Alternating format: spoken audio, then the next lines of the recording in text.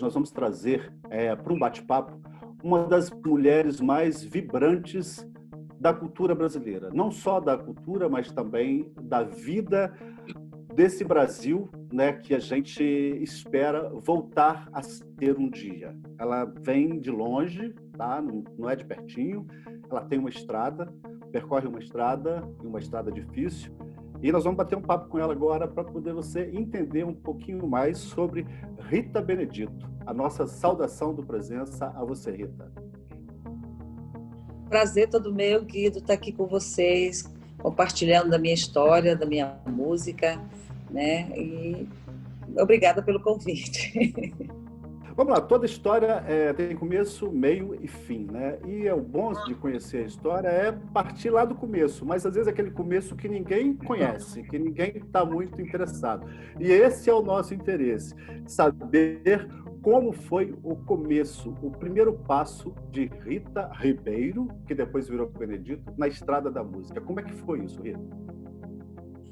Olha, eu venho de uma família grande, eu venho de uma família de músicos, assim, da parte do meu pai. Meu pai era músico, ele tocava violão, banjo, cavaquinho, mas não teve essa oportunidade de se tornar um artista. Ele também tinha uma família de irmãos que também tocavam, então eles tinham um grupo de pau e corda, as bandas de pau e corda do interior são muito conhecidas. Na verdade, pau e corda é o violão, são instrumentos de corda, né?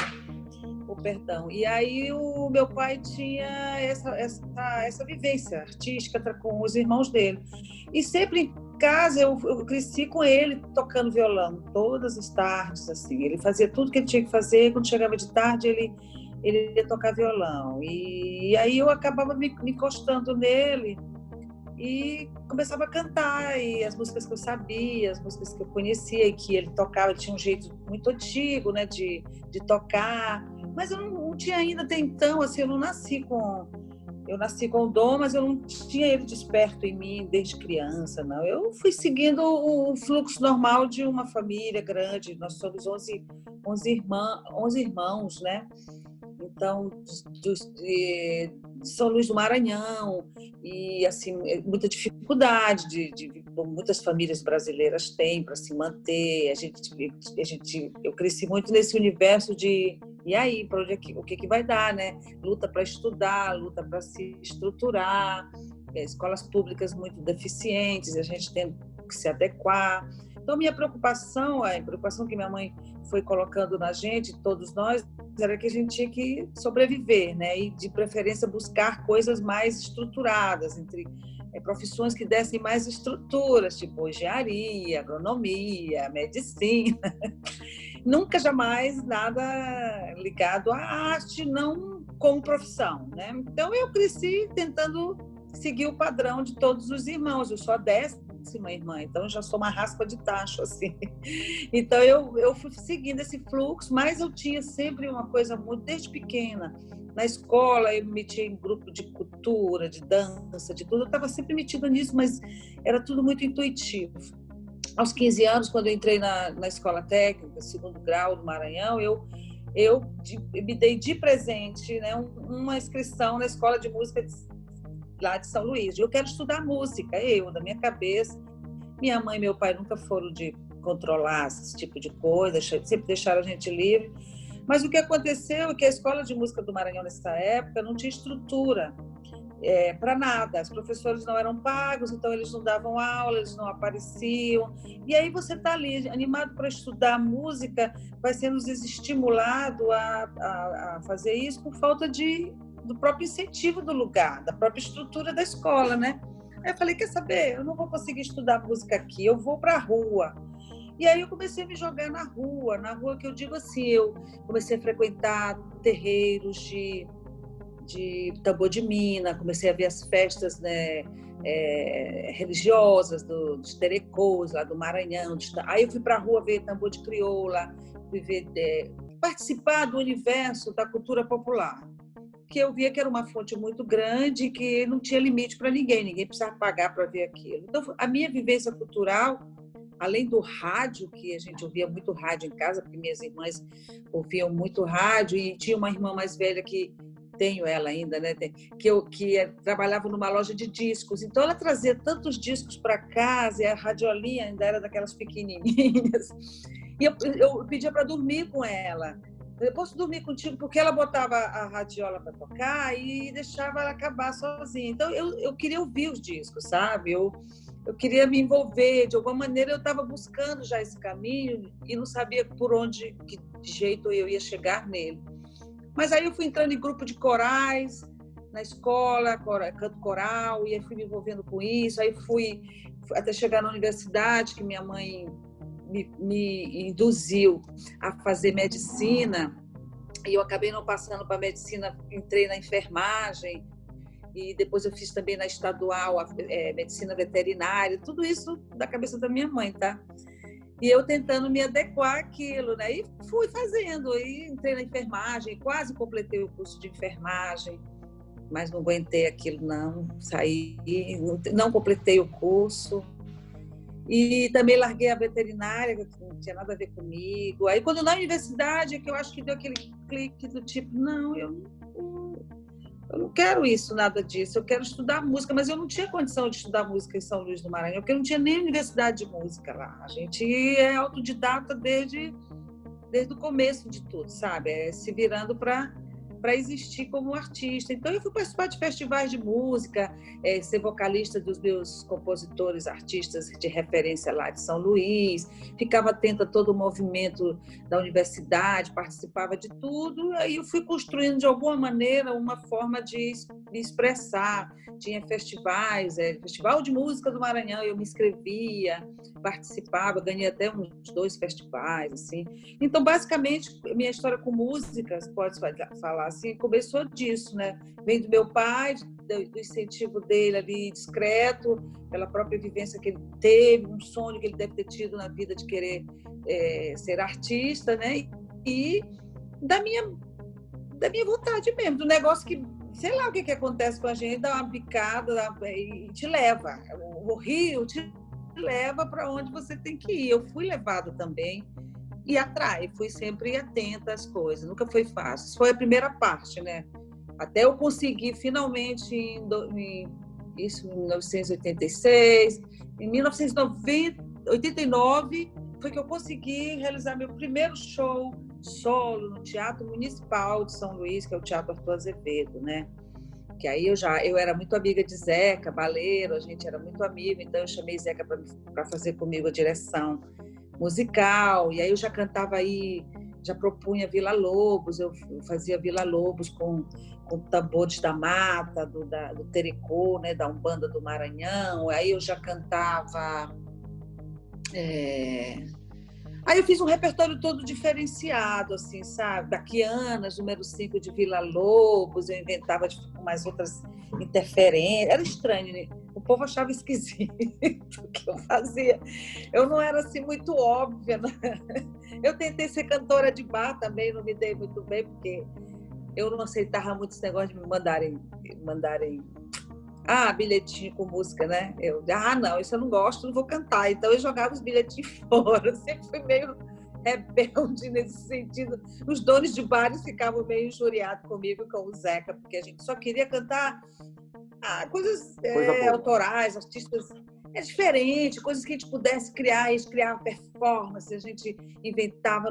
E aí os caras queriam que a gente ficasse cantando, eu não gosto nem de dizer as músicas para não parecer preconceituosa, mas ficar sempre cantando as mesmas músicas ali, meio música de bar, que parece, tem um repertório que é muito específico do bar, né? E a gente dizia, não, vamos... E eu dizia, não, vou para outro lugar. E acabou que a minha história com o bar também não foi muito. Aí eu comecei a fazer show. Eu digo, o negócio é fazer show de 1 hora em bares, porque aí eu faço o que eu quero, aí o cara bota alguém para tocar, se ele quiser. Aí eu comecei a entrar numa coisa mais autoral. Eu sempre busquei uma coisa mais autoral, nem autoral no sentido de compor, que eu não sou uma compositora tão, assim, constante. Eu componho, mas não é como o Zeca, é um compositor muito presente.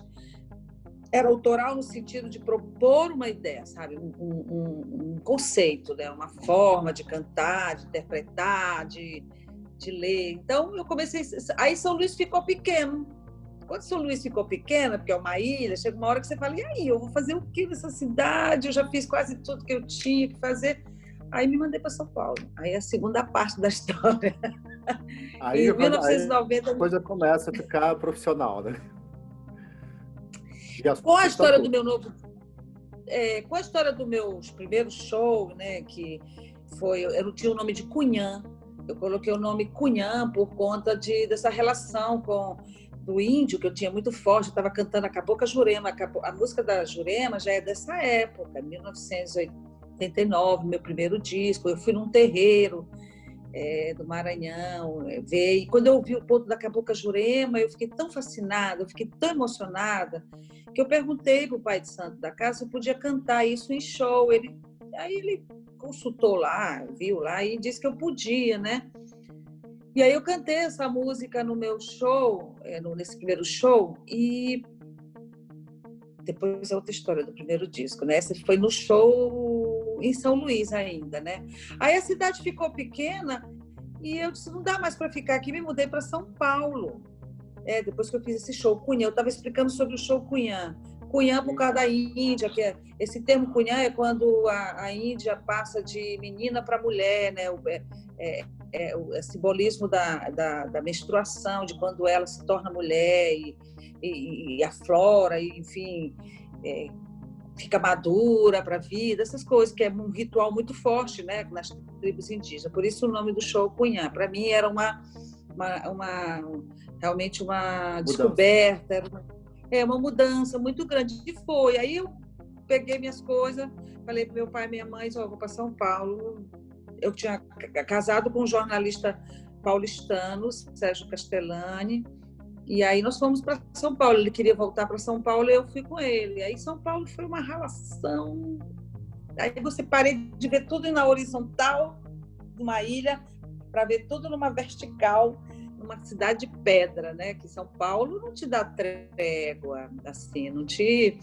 Você chegando, você volta para sua casa. Então, foram 12 anos de São Paulo e 2 discos lá, né? O Rita Ribeiro, que hoje já mudei para Rita Benedito, e o Pérolas aos Povos, né? Que eu fiz lá em São Paulo. O Rita Ribeiro foi em 97, né? Quando você 97. Eu lembro que quando você lançou Rita Ribeiro, eu não sei como esse disco caiu nas minhas mãos, entendeu? E eu ouvi. E aí você fez em Rita Ribeiro, você gravou uma música que passou pela minha infância. Eu me senti até mal por causa disso, porque foi assim, como que eu fui idiota e não ter percebido essa música? Que foi o Márcio Greik, que você gravou o Márcio Greik. Não, eu não consigo, é impossível.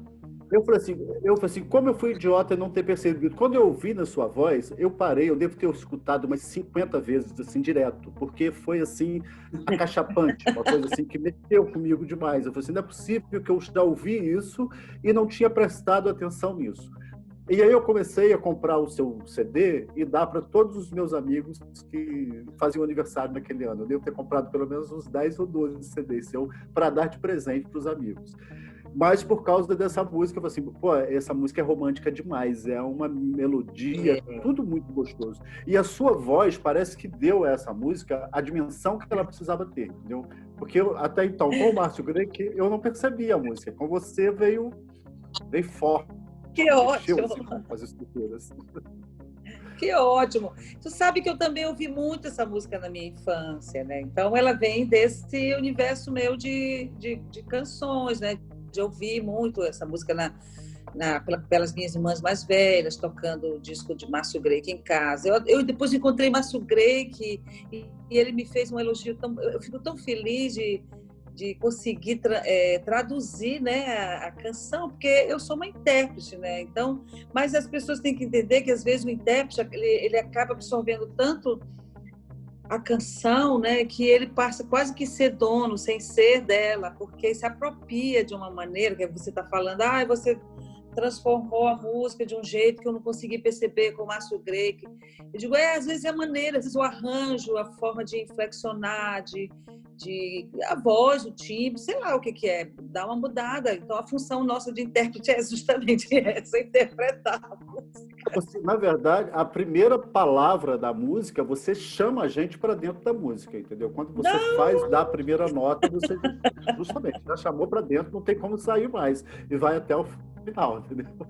Essa semana eu estava escutando um show, o acústico, né, que você fez na UF, né, em Niterói. Sim. Aí eu tava eu e mais 2 amigos, a gente falou assim, gente, é uma coisa assim...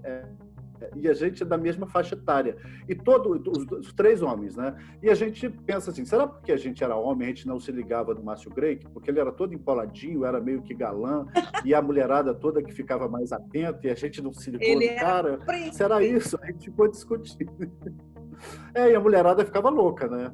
Os meninos, eu acho que ficavam meio com ciúme, inveja, e não se ligavam do cara. Mas é fantástico. Mas aí, Rita, aí você é São Paulo. São Paulo você pega assim essa coisa grandiosa, né? Essa cidade que é de uma certa forma apaixonante e monstruosa e caminha com o seu trabalho convencendo pessoas do sul-sudeste, desse eixo, né, que muitas vezes é exigente demais e tem um compromisso, parece que estético, com uma coisa que já está muito bem também pré-definida, né? Quando se faz um pouquinho diferente, você tem que ser abraçado para poder ficar. E como é que foi isso para você? Você chegou fácil ou teve porta fechando? Como é que foi? Muito difícil, né? Mudar tudo, clima, alimentação, aceitação. Ninguém te conhece, ninguém sabe quem você é. Você é mais um no meio daquela história toda. Mas eu tinha tão claro o que eu queria, eu sabia que não ia ser fácil, porque eu já tinha abri mão de uma formação, como é que chama? Acadêmica, né? Então eu tinha que trabalhar em qualquer circunstância para sobreviver. Então eu fiz de tudo em São Paulo. Até meu primeiro disco eu fiquei fazendo bicos, trabalhando até em escola de autista, que foi uma das experiências que eu mais adorei fazer, mesmo não sendo nenhuma professora, orientadora de autistas. Eu trabalhei como recepcionista numa escola de autista. Eu tive um contato com eles fantástico, acabei desenvolvendo um trabalho com eles muito legal, mas assim, fui pesquisadora de Datafolha. Eu trabalhava em tudo que aparecia para eu ganhar dinheiro, que dava para eu fazer, e cantava na noite. Mas só que eu cantava na noite nesse esquema que eu estou te falando, de os bares de São Paulo. São Paulo tem muita oportunidade, né? Você sobrevive em São Paulo mesmo, você se vira, você não fica parado em São Paulo. As pessoas não te dizem, oi, como é que você está? Pergunta, e aí, o que você está fazendo? Então, a gente tinha que estar fazendo alguma coisa. E eu procurava fazer, né? Eu morei no Jaguaré, um lugar bastante distante, né? Um pouco distante ali, perto da USP. Depois eu fui morar no Sumarezinho, muito legal. Aí eu era casada com o Sérgio, mas aí eu conheci o Chico César e eu convenci o Zé Cavaleiro a vir de São Luís para São Paulo, porque eu achava que o trabalho dele tinha uma dimensão muito grande, que não podia ficar ali, que ele tinha que vir, ele veio morar com a gente em São Paulo um ano com a mulher dele, depois eles alugaram uma casa, foram morar por conta. Mas aí a gente acabou criando um nichozinho ali. Fiquei de 90 até o primeiro disco gravado, 97, 7 anos, né? Correndo atrás, Chico correndo atrás, Zeca correndo atrás, eu correndo atrás. Chico era o mais na frente, porque já estava em São Paulo há mais tempo, Chico César, né?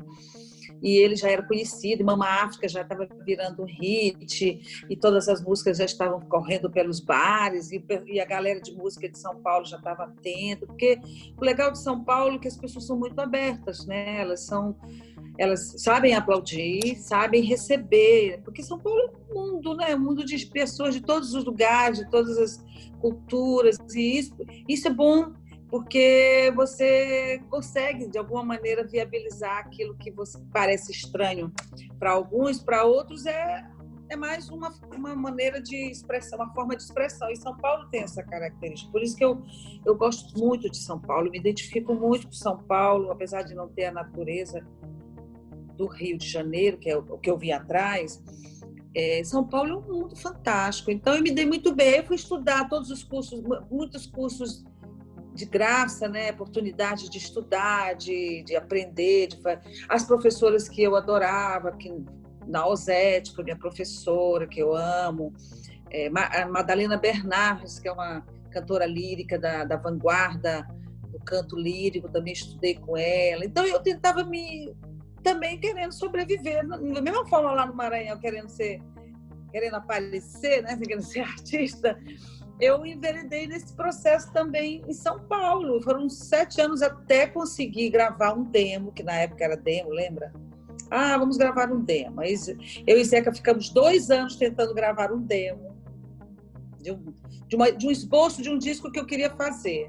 Né? O Zeca estava sempre comigo ali, a gente junto, ele batalhando dele, eu batalhando o meu, até que eu consegui, em 96, 97, eu consegui deixar esse demo com o Vitor, na gravadora Velas, do Vitor Martins e do Ivan Lins, que nesse ano, que em 97 deu um boom, lembra que essa gravadora surgiu no mercado com uma proposta maravilhosa, de toda essa geração 90, trazendo o Lenine com o Suzano. Era muita gente legal aparecendo na Velas nessa época. Eu levei essa fita já com umas músicas gravadas, já tinha o Divino, já tinha a Jurema, já tinha o Impossível Acreditar, já tinha todo o esboço do disco, né? E o Vitor Martins amou, se encantou com o projeto e resolveu embarcar, comprar a ideia e gravar o disco. Esse disco é da gravadora Velas, ele não é um disco meu, assim, eu não detenho os direitos desse disco, né?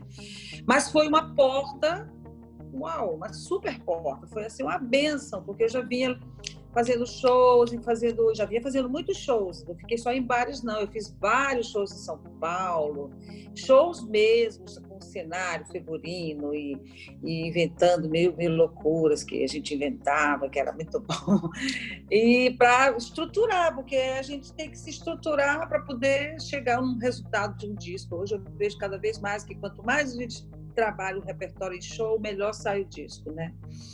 E aí eu consegui que a Vela comprasse esse disco e aí foi que deu aquele boom legal. Aí inventei aquele visual bem diferenciado, porque eu usava uns pitós, era meio estranho.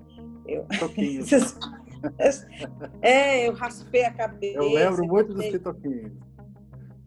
Uma viagem com as antenas parabólicas de São Paulo e a coisa indígena, né, do Maranhão, que eu tinha muito forte, que eu tenho, né? E também porque todas as cantoras nordestinas tinham cabelo grande, e a Daniela, a Elba, todas com cabelo grande e assim, né? Caracolado, eu falei, não, vamos fazer um negócio diferente. Aí eu fui muito tempo insultada nas ruas de São Paulo por causa desse cabelo. Olha, que mulher! Cabelinho? Eu me lembro, a minha avó fazia muito esse cabelinho. Eu lembro dela, quando eu vi a primeira vez, coisa da minha avó ali. Aí que eu percebi, eu já tinha sofrido o preconceito de ser nordestina, né?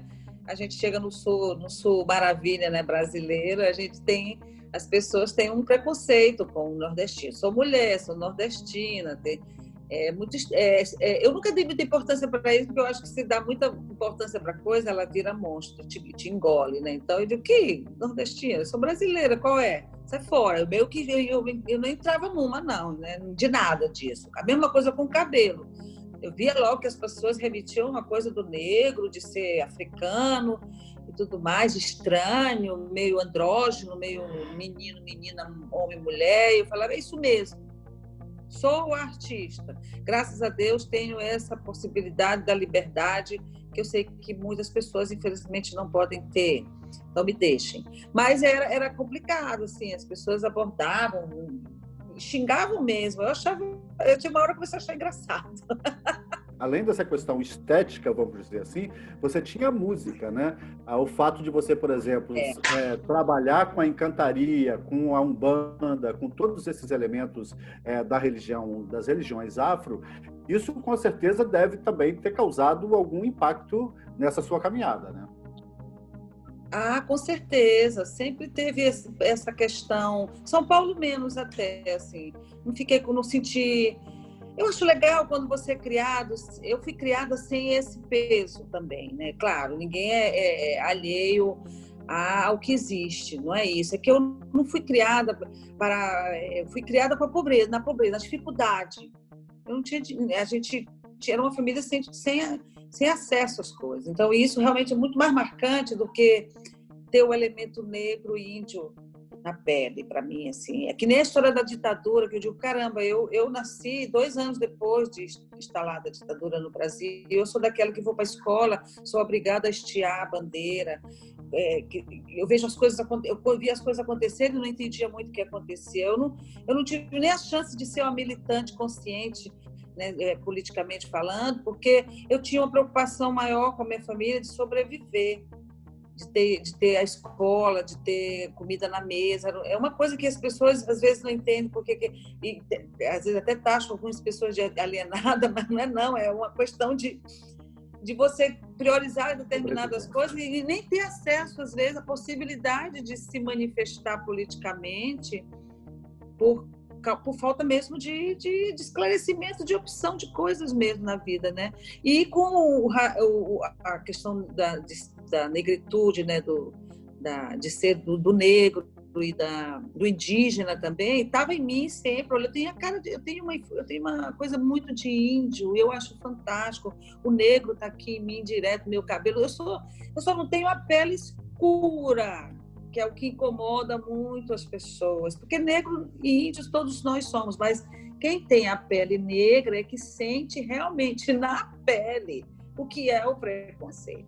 Eu senti como nordestina, mulher, eu senti como indígena também, uma coisa meio camuflada. O pior do Brasil é esse, é camuflar aquilo que é evidente, né? A gente sente, a gente percebe o preconceito das pessoas, mas eu nunca tornei isso um peso, porque eu não tinha tempo, porque eu tinha que batalhar para sobreviver em São Paulo, para cantar, para me estabelecer como artista. Eu não ia ficar dando lero para otário, entendeu? Para mim isso, aí eu botava o cabelo mesmo, me vestia de amarelo, o povo assustava, porque meu primeiro show eu sou todo amarelo. Então eu pirei com aquela cidade cinza, eu falei, cadê o sol? Cadê o sol? E aí eu me vestia de amarelo, vivia de amarelo, parecia um ovo ambulante. Mas isso, de uma certa forma, quando você fala, por exemplo, que você não teve tempo para militar, isso é uma militância, né? A sua postura, diante de tudo que estava acontecendo, você não se enquadrava dentro daquilo que queria, mas você tinha uma posição, e isso é militar, né? Ser militante, mas não militar. Mas essa consciência, essa consciência eu fui ter depois, porque eu digo assim, gente, caramba, eu sempre digo assim, eu tenho uma frase que eu digo no Tecnomacumba, que eu digo assim, o palco, um palanque, um artista, um militante, porque a gente já nasce instintivamente com isso na nossa responsabilidade, no nosso empenho, porque um artista no Brasil, ele é realmente um resistente, ele é um militante, ele não tem nenhuma porta aberta, e eu não estou falando isso de forma pesada, rançosa, não, eu estou falando isso real, a gente não tem, porque não tem políticas públicas de médio e longo prazo que estruturem a cultura como uma economia criativa e um potencial mesmo econômico brasileiro. As pessoas, todas as pessoas que já passaram no nosso universo político, uns mais, outros menos, não tiveram dimensão do que é a cultura brasileira no nível socioeconômico, sabe? Então a gente vive sempre ali. O cara que quer estudar música, o pai logo diz, não, sai disso, vai procurar uma profissão. Ou então o neguinho fala assim, você faz o quê? Você trabalha... Não, você é o quê? Eu sou cantora. Mas você trabalha com o quê? Você trabalha onde? Qual o seu... Tipo, eu sou cantora, eu trabalho... Minha profissão é ser cantora, eu sou artista. Como se isso não... Entendeu? É muito, muito... Muito ruim isso, porque a gente está lutando o tempo inteiro por 1% de investimento em cultura, sabe? E lutando, e agora mais que nunca, parece que a coisa regrediu mais ainda. Mas, enfim, eu passei por esse processo todo em São Paulo, mas como eu era estrangeira, né? Eu sempre dizia assim, Não fique de boca aberta em cidade que vou chegando, terra alheia, pisa no chão devagar, que é a música do mestre Ambrósio, né? E eu sempre chegava ali, e eu achava legal porque os músicos paulistanos, eles tinham uma curiosidade muito grande por aquele universo maranhense, né, de ritmos, porque, modéstia à parte, assim, uma das regiões do Brasil ricas é o Maranhão. Então, assim, tambor de crioula, tambor de mina, cacuriá, lelê, sotaques de Bumba Meu Boi, e aquela África, e aqueles índios todos juntos, e aquela loucura, dizia assim, tem material demais para vocês. E para eles, trouxeram para mim a coisa da cultura mais pop, né? Da música mais urbana, né? Daquela levada diferenciada, que eu não tinha tido muita oportunidade de conviver, e que foi um casamento perfeito para eu unir essas sonoridades, essas experiências e desenvolver meu trabalho, né, em São Paulo. Aí é disso tudo que nasce Tecnomacumba, que a gente não pode deixar nunca de falar, porque são 17 anos já de Tecnomacumba.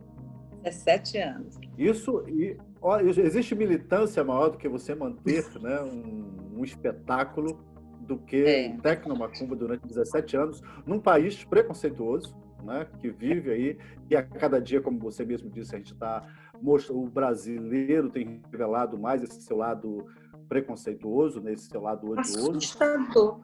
Assustador, mas você mantém em cima e com certeza comemoração, porque a última foi o quê? Sete Marias, que eu vim de maromba para poder assistir o Circo Voador, entendeu? Amiga minha, Guido, vai ter, Rita.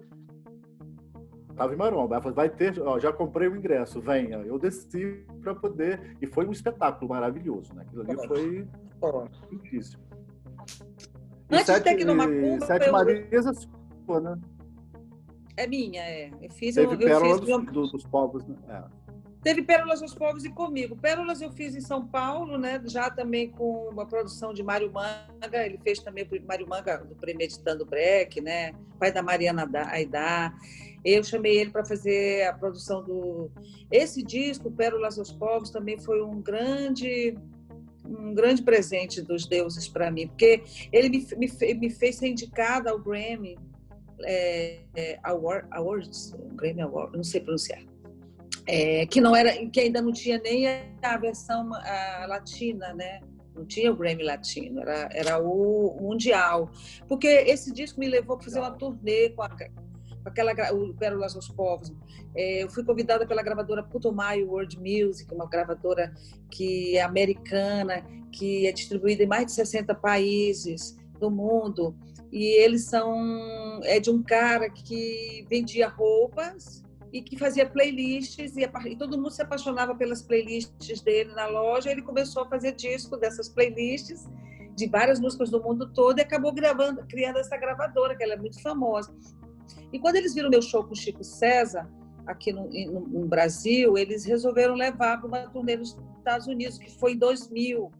Eu tinha lançado Pérolas dos Povos em 99. E eu fui para os Estados Unidos fazer uma turnê linda lá com o Chico César. Eu abria o show do Chico com a minha banda. E a gente foi de Los Angeles, descemos tudo até Miami, de Miami subimos tudo até Washington e fomos até o Canadá. Uma loucura, uma viagem de um mês louco pelos Estados Unidos, para aquelas avenidas, aquelas estradas americanas, aqueles lugares. Sim, né? Foi fantástico. E esse projeto foi que foi indicado ao Grammy, né? Que quem ganhou foi, obviamente, no Brasil, foi o João Gilberto, que ganhou com disco, né? Foi em 99 isso, 2000, foi 2000, foi a indicação. Aí eu voltei, me mudei em 2001 para São Paulo. Aí teve aqueles 11 de setembro, a Putumayo não chamou mais ninguém para fazer turnê, porque aquilo desandou com o mundo inteiro, né? Aquilo foi um apocalipse. A Putumayo parou de chamar a gente para fazer, que eles iam chamar no ano seguinte, né? E aí eu cansei um pouco de São Paulo, falei, olha, eu preciso ir para o Rio, porque o Rio de Janeiro é uma cidade que tem uma projeção muito maior a nível nacional. São Paulo é muito bom, mas São Paulo é um pouco fechado ali no universo do mercado de São Paulo, com exceção dos sertanejos, mas a galera que fica ali né, mais alternativa, né, mas é música brasileira, fica muito na cidade, né? E eu queria uma coisa mais de expansão e vim para o Rio. O Rio realmente te dá mais essa, não sei explicar qual é a fórmula, mas acontece isso. Aí eu vim em 2001 para o Rio, morar no Rio depois de 12 anos em São Paulo. Foi quando eu entrei na gravadora. Não, já estava na gravadora do Mazola, porque Pérolas dos Povos e Comigo foi do Mazola, que viu meu trabalho lá em São Paulo e se apaixonou e quis me contratar para a gravadora dele. Aí eu fiz esses 2 discos com o Mazola, ele me levou para participar do festival, aquele festival de jazz de Montreux, na Suíça. Foi eu, Chico César e Zé Cabaleiro, na mesma noite do Ney Matogrosso com o Milton Nascimento. Foi fantástico, esse festival era muito conceituado, foi muito bom, né? Eu fui para Venezuela através de um programa de rádio que era Contato Brasil, de um venezuelano, antes dessa loucura toda que a Venezuela se transformou. A cidade era linda, o país era rico, ensolarado, casa cheia no Teatro Municipal de Caracas. Eu nem sabia que eu tocava tanto na Venezuela, que eu era tão querida. Então, e depois daquilo também não aconteceu mais nada, porque entrou aqueles demônios todos para acabarem com o país, entendeu? Aí eu vim para Rio de Janeiro, estou aqui fazendo meus shows, e de repente tinha na minha cabeça, eu tinha um projeto guardado, né, na minha cabeça. Eu falei, quer saber de uma coisa? Tinha acabado a história com a gravadora do Mazola, as gravadoras já estavam começando a cair um pouco, né, porque a gravadora teve uma época que eram soberanas, depois elas deram uma caída bem grande. Com a internet, né? Quando chega a internet, aí a gravadora vai para o pato, né? Até assim, foi uma coisa, foi um processo. Anos 90, 2000, assim, o negócio já foi começando a mudar radicalmente. E eu falei, e agora? Eu vou fazer o quê? Sem gravadora, eu tenho que criar uma história aí para mim. Foi quando eu criei o Tecnomacumba, que eu resolvi fazer 1 mês de shows aqui no Rio de Janeiro, em 2003. Fazer 1 mês de show, o que dá? Esse povo Tecnomacumba, esse povo é meio... vamos ver o que dá. Rio de Janeiro, terra da macumba, vamos embora. Aí convidei Sandra de Sá, convidei Leci Brandão, quem era mais? O Marco Suzano e o Lucas Santana para participarem. Caramba, foram 2 dias de muita loucura, ali com direção musical de Luiz Brasil, uma banda e um programador eletrônico, essa história toda que sempre foi o Tecnomacumba. E eu achei que eu ia ficar só esse 2 dias Não, era 1 mês. Eram 4 shows no antigo Ballroom aqui no Rio. Aí eu falei, bom, vou fazer isso aí, não sei o que vai acontecer. Só que aí uma produtora lá do Rival foi assistir e pirou no projeto e me chamou para o Rival. Aí eu fiquei 5 anos no Rival. 5 anos, 15 em 15 dias fazendo. O Tecnomacumba, eu alternava com Arlindo Cruz, que fazia a feijoada, a roda de samba do Arlindo, lembra que ele fazia? E ele fazia numa quarta, eu fazia... A gente alternava, uma quarta para mim e uma quarta para ele. E, cara, aí foi tomando essa dimensão, o Tecnomacumba foi tomando um corpo, foi além de mim. Eu queria logo gravar um DVD, mas aí eu resolvi gravar um CD, porque eu achava que o projeto tinha que ser bem gravado, né? Estruturado em estúdio, com arranjos, tudo, uma gravação mais elaborada. Aí conseguia. Digo, bom, agora que eu consegui gravar o disco, beleza, encerrei, vou fechar o terreno. Não, fecha o terreno. O povo continuava pedindo Tecnomacumba, aí mais 3 anos de Tecnomacumba, já tinha feito 6 anos. Mais 3 anos eu vou gravar o DVD. E durante esse período todo, muita gente passou pelo Tecnomacumba. Esses que eu te falei, depois veio Ney Matogrosso, depois veio Bete Carvalho, Alcione, Lanlan, Carlos Malta. Era uma galera que passava desse projeto, até chegar na DVD com a participação mais que especial da rainha macumbeira Maria Bethânia. Então, e eu nunca mais consegui parar, entendeu, com esse projeto. Assim. Ele me dá muito, para mim ele é um presente. E ele também é o que a gente está falando. É a prova viva da resistência, assim, de como você é resistente com o seu trabalho. Como você consegue, mesmo não entrando, tendo um ato político no sentido de ser militante ou ser política partidária, você é militante da sua arte, né, não?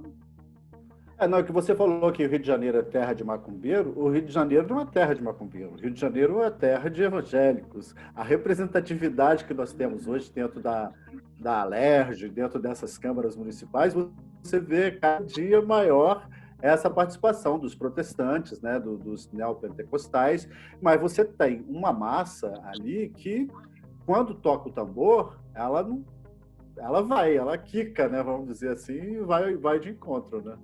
Isso tudo é hipocrisia. A maioria desse povo aí que se diz evangélico corre num terreiro para bater cabeça. Não duvido nada, entendeu? É muita hipocrisia, sabe? É o uso inapropriado de uma fé, de uma carência, de um desespero de um povo que acha que... Porque nós viemos... A história do Brasil é uma história tão dolorosa, uma história de dor muito grande, assim, porque a gente vem de uma colonização pesada, depois vem de uma escravidão. São 300, né, tantos anos de escravidão, né, de um país de 500 e poucos anos. Depois a gente vem de uma ditadura, ou seja, a gente é constituído na dor. Então, Não, assim... sem contar a parte do índio, né? Praticamente nós tivemos uma população inteira dizimada, né? Porque nós éramos mais de 8, 9 milhões. Que eu te falei. Né? Primeiro, foi o que eu te falei. O impacto vem a colonização, a interferência brutal do colonizador, a invasão do colonizador nas terras brasileiras, dizimando, como tu diz, parte dos nossos povos originários, assim, que eu acho que eles são o nosso PhD de resistência, porque até hoje eles mantêm ainda uma comunidade forte, poderosa de resistência, aí mesmo com todo esse caos que está rolando. E depois a gente... Tá vivo, né? Então, tem lugares que não tem mais nem índio para contar história, gente. Você tem indígena para contar história. O Brasil tem uma floresta fantástica ainda para acolhê-los, ainda, né? Não sei até quando. Mas, assim, a história nossa é de dor. Então, para um povo desse viver na dor, é muito difícil ele estruturar e como se diz assim, ressaltar a sua autoestima, sabe? Porque tu pode ver, a maioria do brasileiro, como dizia Tom Jobim, que eu não gosto muito, mas que ele dizia que tinha síndrome do cachorro vira-lata, né? De uma coisa assim. Parece estar sempre achando que o que é de fora é melhor, o que é daqui de dentro, está sempre se desmoralizando. O brasileiro está sempre meio que chacoalhando... a palavra, me ajuda na palavra, assim, meio que difamando o outro, assim, não tem um...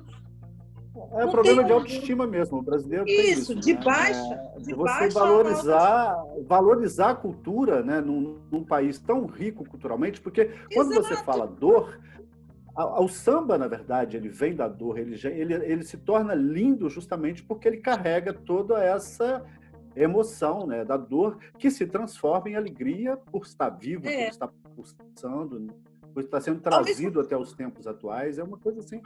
Não, e ao mesmo tempo o Brasil é um país extremamente ensolarado e alegre. Apesar de tanta dor que a gente vê no Brasilzão mesmo, assim, as pessoas estão disponíveis sempre para dar certo, para ver um sol, para festejar a vida, celebrar a vida.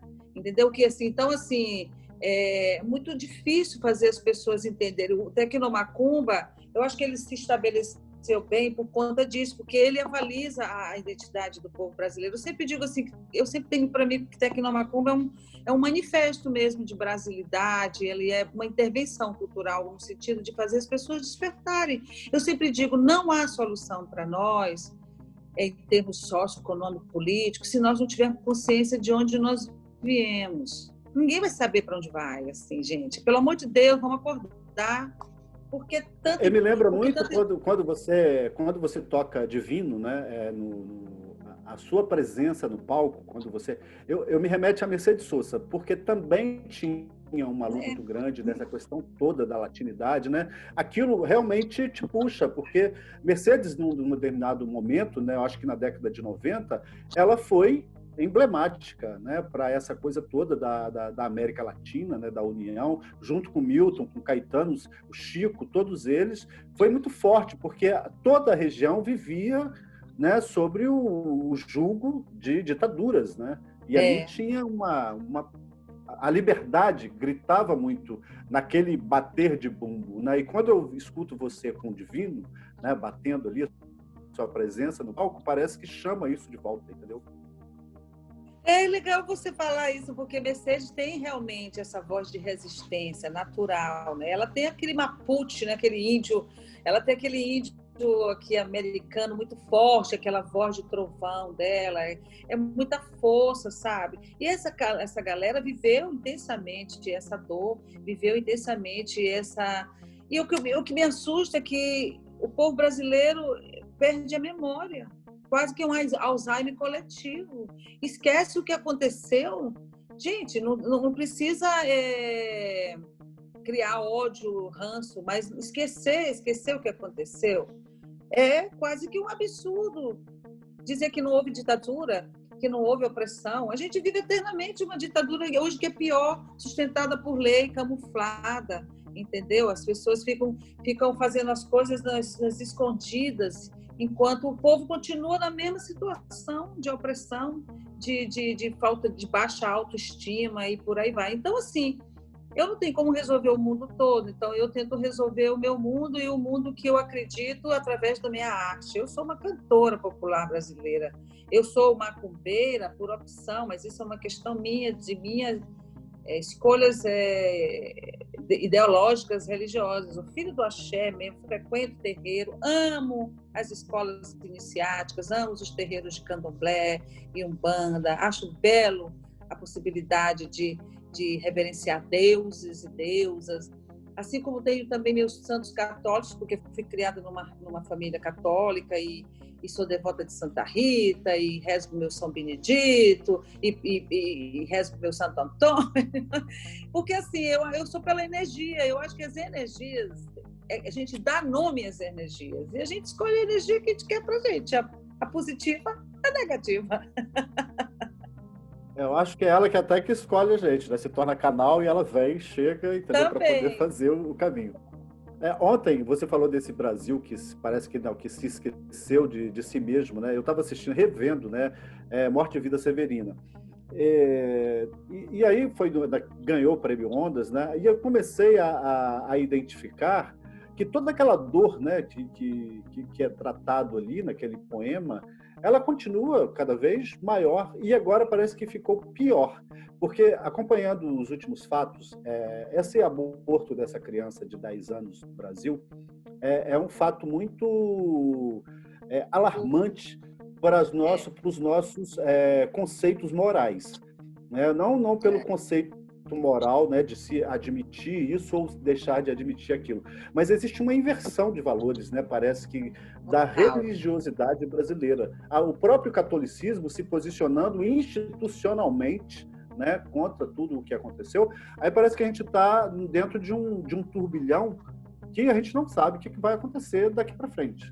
Eu não sei qual a sua impressão que tem depois dessa pandemia, né, depois que tudo isso acabar, como é que nós vamos nos olhar, quais as máscaras que nós vamos ter que tirar, né, para poder se olhar no olho mesmo e se identificar para isso. Sou brasileiro. Que brasileiro eu sou? Olha, realmente uma pergunta interessantíssima, profundíssima, porque isso é uma pergunta que todo mundo deveria estar se fazendo nesse processo de recolhimento, porque eu acho que não houve um despertar. As pessoas não despertaram ainda. Algumas sim, porque a gente tem que pensar que há um universo de pessoas, universo se diz grandioso, né? De pessoas que sacaram. Eu sempre digo que esse advento aí dessa pandemia é como se fosse um chamado, porque acima de nós existe todo um cosmos, né? Nós somos elementos dentro de um elemento, dentro de um outro elemento. Então, se você pensar em termos de planeta, de galáxia, você vai ver que nós não estamos sozinhos na transformação. É necessária a transformação? Ela é evidente. A natureza está mostrando para a gente o que está acontecendo. A Terra só está ali tentando se estruturar dentro de um contexto de outros irmãos planetas que devem ter vidas como nossas ou outros tipos de vidas, e que a gente tem que começar a ter essa dimensão maior de pensamento. Quando a gente começa a ter essa dimensão maior das coisas, a gente passa a pensar em coisas realmente que valem a pena sentido da vida.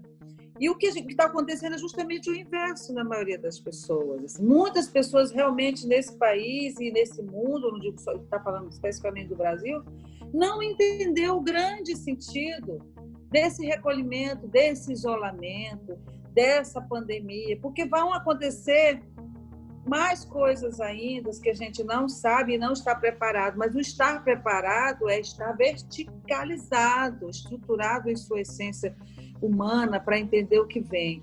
Aí você se vê diante de um absurdo como esse, que você citou, da menina estuprada. As pessoas fizeram um escarcéu sobre a questão do corpo dela, da situação dela, e não esqueceram o bandido, esqueceram o agressor.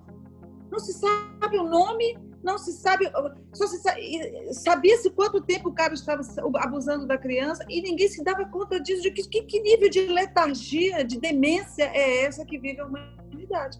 Então, eu, sinceramente, não sei no que vai dar, porque não sou, não tenho previsões, não sei fazer previsões, assim, o que vai dar o nosso país após essa pandemia. E quanto tempo isso vai durar? Eu acho que vai durar muito tempo a dor ainda, infelizmente, se as pessoas continuarem, eu vou falar, uma coisa que eu penso seriamente, se as pessoas continuarem agindo e pensando e agindo da forma como elas estão pensando, elas não vão para lugar nenhum. E aí, o que vai acontecer? O universo vai caminhar. Se nós, humanos, não soubermos lidar com isso de uma maneira consciente, coerente e evolutiva, a natureza vai se encarregar, como muitas vezes se encarregou. Porque é muito fácil um tsunami atravessar as praias do Rio de Janeiro e levar metade do que tem aqui, entendeu? Porque nós somos umas formiguinhas, uns grãozinhos de areia. Então, o que precisa mesmo é despertar de consciência. Despertando consciência, você tem capacidade de ter outro pensamento sobre as coisas e discernir o que é certo e o que é errado e parar com essa estupidez e esse descontrole em relação às coisas, essa moral ridícula, atrasada, que não nos leva a nada, entendeu? Que não nos acrescenta coisa nenhuma, essa hipocrisia de usar a religião, um meio sagrado de comunicação que as pessoas podem ter com elas mesmas para usurpar, para ficarem terem mais poder. Nós estamos sendo invadidos realmente por raças aí, outras que estão simplesmente detonando com o nosso cérebro, nossa capacidade de raciocinar e de perceber e evoluir. Eu acho que é isso. Então, assim, a minha previsão das coisas não é muito positiva, não, em relação ao que vem aí. Mas cada um faz de si... A inteligência artificial, né? A inteligência artificial, ela está chegando aí para poder ainda mexer mais com esse contexto. Mas a inteligência está a serviço também. Como está sendo usada, que é a questão. O ser humano precisa... Porque eu digo assim, está todo mundo reclamando que está isolado, todo mundo arrasado porque está isolado. Gente, eu andava nas ruas e até hoje ando. Ontem eu tive uma cena aqui em Copacabana, que eu fui no mercado, e me deu uma tristeza na alma tão grande, que eu andando na rua, eu falei, puxa, será que agora as pessoas com a máscara, elas podem olhar um pouco mais para os lados, ver como estão acontecendo? Não, estavam todas com máscara da mesma maneira que estavam antes. Máscaras de celular.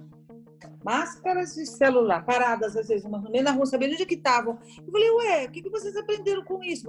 Vocês só aprenderam a colocar uma máscara? Vocês acham que tudo isso vai resolver a questão? Então, o que eu estou querendo dizer é que as pessoas não entenderam o grande sentido delas aqui. Eu não estou falando relativo a nenhuma religião, nem nada. É uma questão mesmo quântica, cósmica, sabe, assim, é de transcendência, é de evolução, é de perceber que a gente não está sozinho nesse universo, que a gente precisa pensar diferente realmente para tentar mudar todo o contexto. E aí as pessoas reclamam de uma coisa e continuam do mesmo jeito. Então, eu acho que elas vão continuar assim por um bom tempo. E nós temos, eu digo elas, porque eu não pretendo, eu tento, de alguma maneira, criar um mecanismo de mudança interno para que eu possa entender o que está de fora e eu possa mudar de alguma maneira. O que eu posso? Eu não posso mudar o mundo todo, nem transformar toda a vida. Eu posso, de alguma maneira, mudar o meu mundo, o meu vizinho, a minha família, a minha casa, o meu lugar, o meu bairro, sei lá. Mas de maneira que você tenha uma consciência do que você está fazendo aqui, o que é que você está fazendo aqui. Não o que o Brasil vai ser, o que é que eu estou fazendo como brasileira aqui para que este mundo seja diferente amanhã. Essa é uma pergunta que as pessoas têm que fazer diariamente para elas.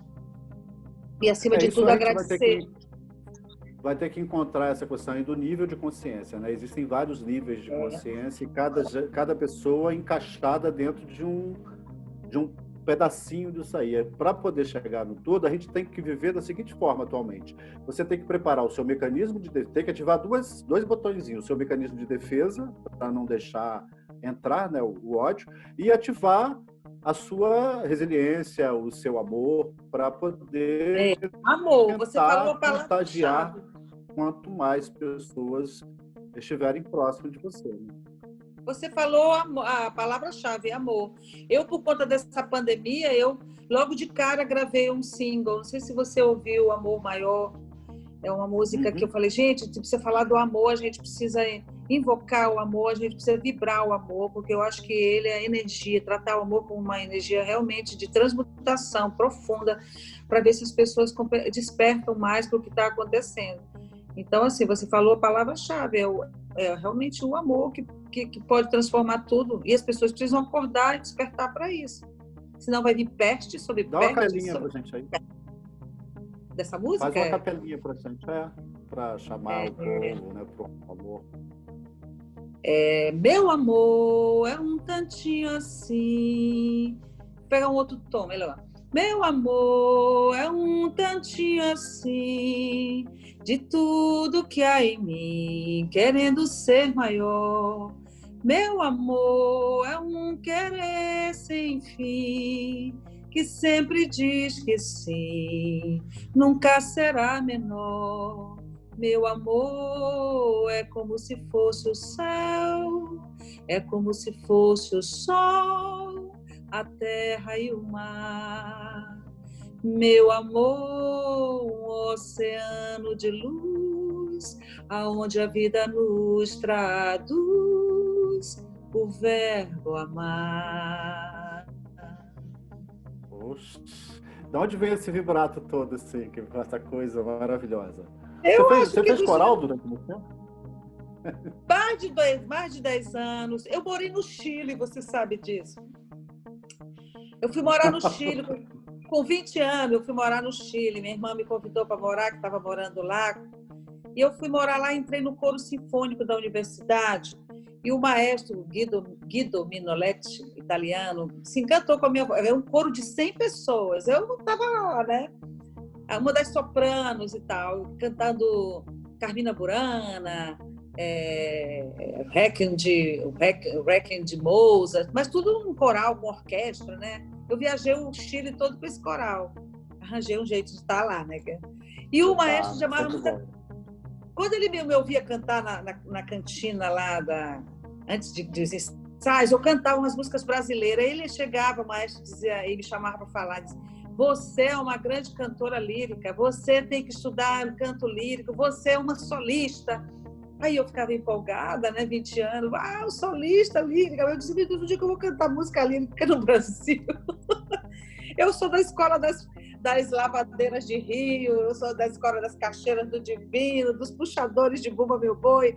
Aí eu ficava, aí ele me botou para estudar com uma professora maravilhosa, Viviana Herrera, chilena. Eu estudei um tempão, e ela também empolgada com a minha voz. Aí eu passei um ano lá e voltei para o Brasil. Aí não teve jeito, eu voltei para lavar roupa e cantar com as lavadeiras de roupa. Popular, então, né? Na macumba. Voltou para macumba, né? Mas esse aprendizado do canto lírico, eu encontrei vários professores de canto que eu tive que incentivavam muito a minha carreira lírica. Eu falei, não, gente, me ensina só como é que faz os vibratos, que eu vou saber fazer na música popular. Outro dia eu estava assistindo uma live sua, você estava no piano, fazendo alguma coisa e jogando mesmo. Eu falei assim, ela canta lírico também? Eu estava sentindo que você estava embarcando numa outra... Isso foi na casa de uma amiga minha, que ela me mostrou um piano que comprou e eu fui tocar e cantei essa música, é uma música minha, né, que eu chamo de Ventos Uivantes. Ventos uivantes sopram sobre a montanha viva. Acho que era essa, né? O amor se dá. Eu acho que sim, isso aí. Aí tem uma parte que... E a solidão mirava em louca agonia, e a vida transcendia nos ventos que passavam. Eu estudo de piano, que eu acabei fazendo uma música. Delicioso isso, muito gostoso. Agora, Rita, agora nós estamos falando, você é uma mulher de aglomeração, né? Porque o seu palco está sempre cheio, com convidados, com tudo. No meio disso, como é que vai ser? O que você imagina pela frente aí? Porque a história de live, né? De shows, aquela coisa toda, a gente vai ser levado durante um determinado tempo. Mas eu acho que o modelo deve ter que se transformar para poder segurar, né, atrair o público. Como é que você está pensando? Já tem alguma coisa na cabeça?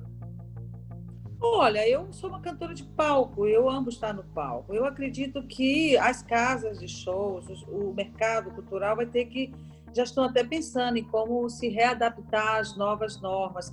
Lembra que com aquele... Eu fiquei me lembrando, não sei se tem nada a ver com o que eu vou dizer, mas assim, lembra daquele lugar que teve um acidente, acho que era uma boate, que estava super lotada, que muita gente morreu e que tiveram que quebrar a parede. Aquilo ali foi muito forte, né?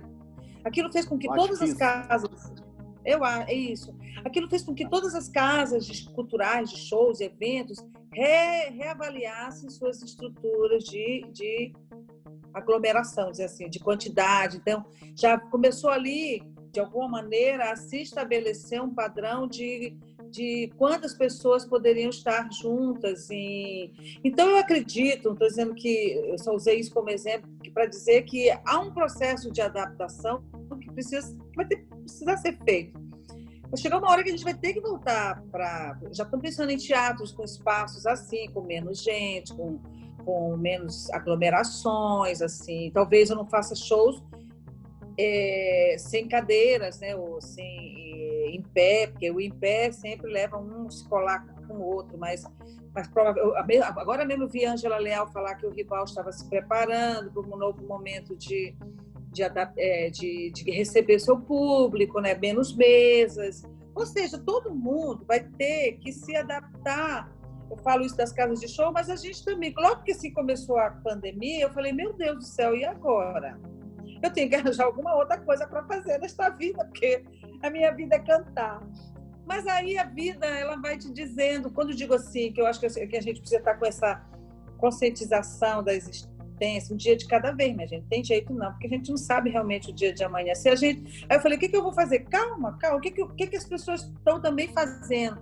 Aí você vai segurando um leme e vai segurando o barco, né? Eu sou filha de Ançã, a tempestade está a meu favor. E aí eu fui tentando me adaptar. Eu fui me adaptando, eu fui assim, calma, olha...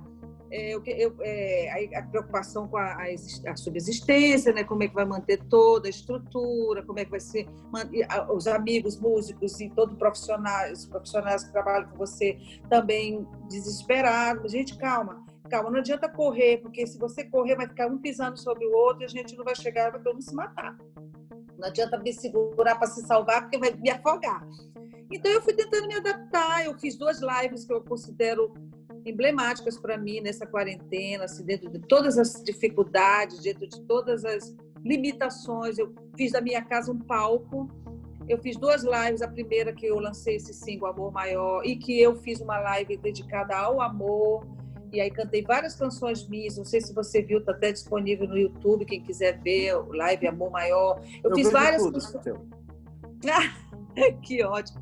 E assim, eu fiz essa live em homenagem cantando canções de amor, né, românticas e tudo mais. Aí depois fiz eu com o Zé Américo Baixo, que é um super arranjador, trabalhou com Elba Ramalho a vida inteira, é um amigo maranhense divino, um cara fantástico, veio para cá já, a gente com o maior cuidado, poucas pessoas mesmo, fizemos a live. Depois eu fiz uma live em homenagem ao Bumba Meu Boi do Maranhão, que é uma live porque foi esse ano considerado patrimônio cultural e material da humanidade. O Bumba Meu Boi é uma manifestação da minha região, né, do Maranhão, tu sabe disso. E aí eu fiz e consegui reunir um monte de gente da minha terra dentro da minha casa.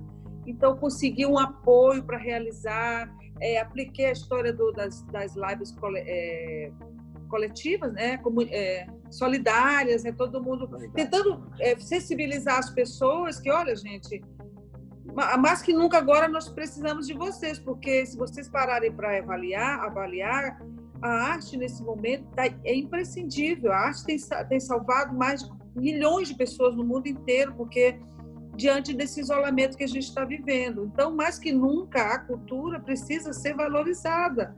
O que vocês estão demonizando aí, dizendo que é bando de vagabundo, que não sabe o que faz, que não precisa de ministério, que não precisa disso, que não precisa de...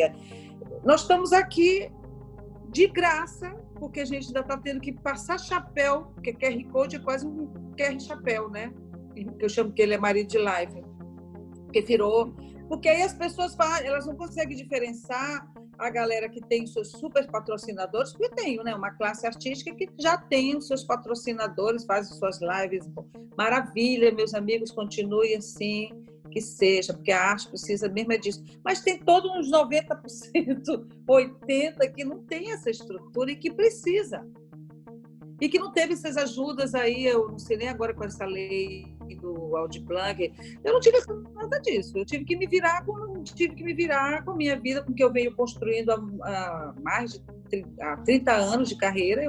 Então, eu estou tentando me adaptar e ver o que é que vem pela frente aí. Eu ainda estou em casa, isolada, quase não saio, não vou entrar. O Rio de Janeiro agora aumentou de novo o índice de contaminação, ou seja, é uma falsidade que se está vivendo. Enquanto não tiver uma vacina, não há um controle real disso. Então, calma, minha gente, calma, porque estão correndo, porque eu sei daquelas pessoas que precisam sair de casa para trabalhar, que vende máscara para comer, sabe? Então, deixa essas pessoas, quem puder, a gente já pediu, deixa as pessoas que precisam irem para a rua. Se você não pode, fica em casa, porque vai ficar louco se não fizer as unhas, não fizer o cabelo, não for na academia, ou não, entendeu? Na então, praia, assim, eu não... barco, né? Segura a sua onda um pouco, vamos pensar de forma coletiva. Por isso que eu estou dizendo que as pessoas não despertaram, elas não despertaram ainda para isso. E eu, artisticamente, assim, falando que foi a sua pergunta, estou tentando ver aonde que vai todo. Tem casas de shows que já estão fazendo lives cobrando mesmo ingresso, como a Vivo Rio está fazendo, o Riachuelo está fazendo. Então, a gente vai, como é que diz? Remando junto, né? Remando de a favor do vento. Ô, Rita, você sabe que eu não preciso falar para você que eu sou seu fã demais, né? Eu sou seu fã não é só por causa do seu trabalho, não. Eu sou seu fã por tudo isso que você disse, né? Porque tudo que você disse, isso vai para o palco junto com você. Você é daquele tipo de artista que é visceral, né? Parece que você carrega você com toda a sua história para o palco. Eu estava assistindo você e Tereza Cristina e a Jussara no Meninas do Três Brasil. meninas. Três meninas, né? Você vê assim, a identidade, né? A Tereza é muito tímida, né? A Jussara também. Você é meio que... Você fica no meio das duas ali fazendo um movimento que parece matar. Mas o show é maravilhoso, né? Aquele show também é outra coisa, outra obra-prima com a sua assinatura, que é fantástico.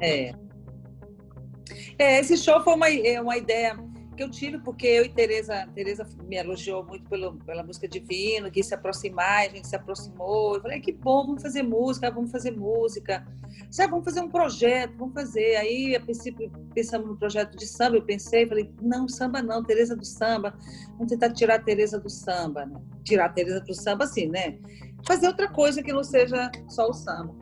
Aí eu me lembrei dessa música, Meninas do Brasil, que meu pai tocava muito para mim no final da tarde. Ele tocava e eu cantava. Três meninas, e ele tocava no violão. Aí eu falei, Tereza, por que a gente não faz um projeto chamado Três Meninas do Brasil? Aí ela, Rita, maravilhoso, mas cadê a outra menina? Somos só nós duas, né?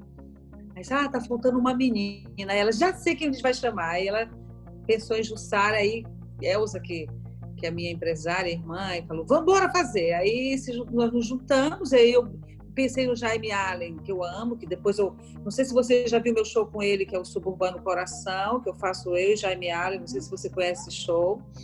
E aí eu falei assim, Jaime, aí eu corri, liguei para Maria Bethânia estava representando o Quitanda, que é o selo dela dentro da Biscoito Fino, falei, Bethânia que vai lançar esse disco. Aí falei com Bethânia topou fazer pelo selo dela lá junto com a Katia Almeida lá da Biscoito Fino. Chamei Jaime, perguntei para ela se podia chamar Jaime para fazer com a gente. Jaime veio e fez o projeto com a gente, deu uma cara, essa sonoridade maravilhosa. E aí o encontro no palco foi esse. Tereza muito tímida, Tereza era muito mais tímida antes da gravação, porque tem um show que a gente fez no teatro da Nelson Rodrigues, ali da Caixa, que Tereza nem saía do lugar. Tereza tem que sair do lugar. Jussara era mesmo, né? Porque ela ainda... E eu era um negócio que ninguém controlava.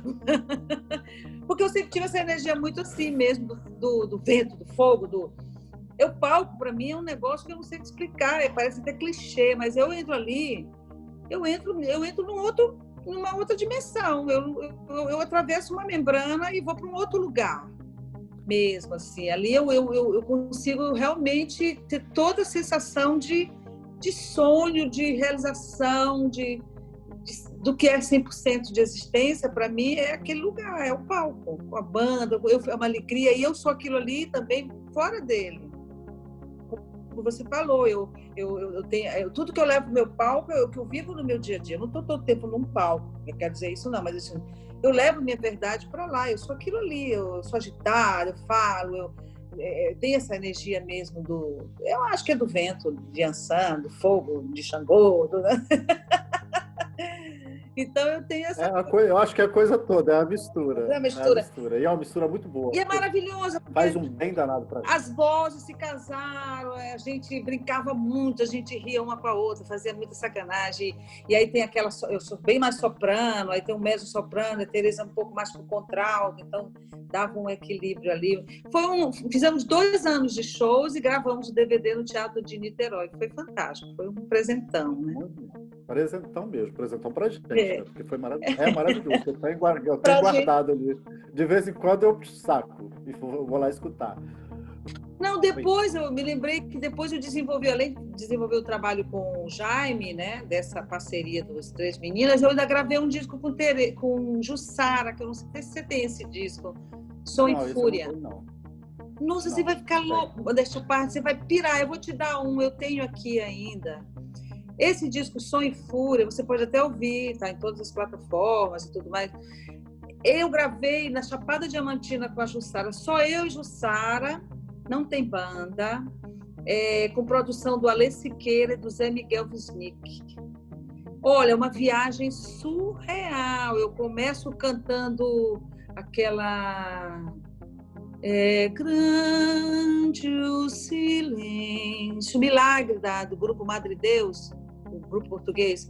Aguardo o milagre, chegas, amor, finalmente. Aí Jussara entra, alguém cantando longe daqui.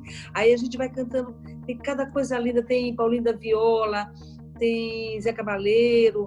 Nossa, samba de roda, tem Rosa de Hiroshima, é um disco, quase uma trilha sonora, e foi gravada dentro da Chapada Diamantina, que a gente, foi um projeto do Sérgio Guerra, que é diretor da Maianga, da gravadora Maianga, que também é fotógrafo, e que convidou a gente para fazer esse projeto, levou a gente para a Chapada, nos deixou lá durante 1 mês, e a gente passava o dia fazendo música e gravando junto com um estúdio montado dentro da casa dele, dentro da mata. A gente gravou até na caverna. Nossa, ali a Chapada, nossa senhora, aquilo é muito bom. Ali é outro portal, como os Lençóis Maranhenses lá no Maranhão. São portais que a gente tem aqui. Ô Rita, você me acolheu de uma forma maravilhosa, você me deu o seu tempo, né, aqui para do Presença. Eu quero te agradecer a sua participação com a gente. Obrigada, Guido, foi um prazer. E alguma coisa, e a galera quiser me seguir também, os endereços de Facebook, YouTube, Instagram. Ah, perfeito. Então tá. Ô, Rita, Tá bom? brigadão, tá? Muito sucesso para você, muita luz. Né? Os Prazer. meus melhores saravás para você. Para você também, Saravachê para nós.